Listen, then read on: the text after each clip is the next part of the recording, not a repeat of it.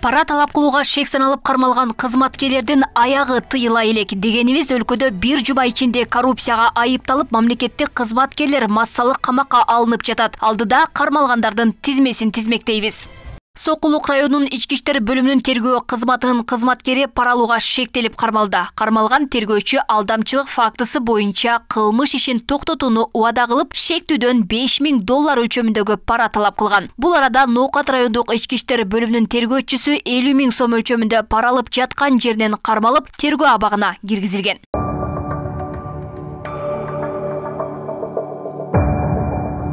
Ал эми Токмок шаарынын мэри Урмат Самаев Токмок жылуулук муниципалдык ишканасындагы коррупцияга шектелип камакка алынды. Самаев аталган ишканада туруктуу коррупциялык схеманы уюштурууга тиешеси бар экени аныкталган. Тактап айтканда, Токмок шаарындагы жеке үйлөрдү Борбордук жылуулук трассасына мыйзамсыз кошуп, андан түшкөн каражаттын бир бөлүгүн алып турган.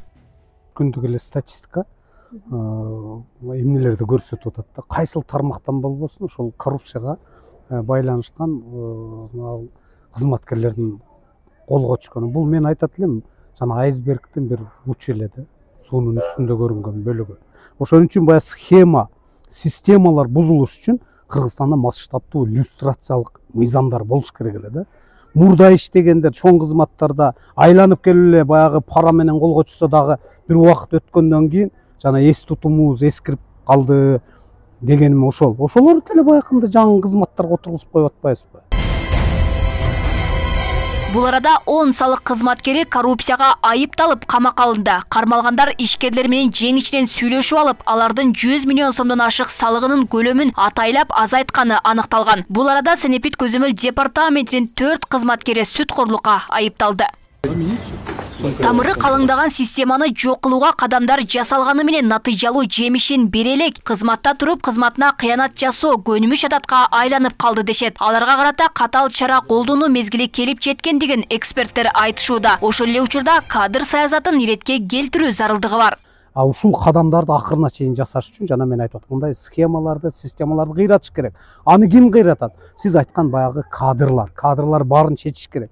Кадрларыбыз эмне кылып атат? Мен ойлойм, эң биринчиден ошол жергиликтүү баягы бийликти жетектеп келген шаардыбы, райондубу, керек болсо айыл өкмөтү, областты. Бул баягы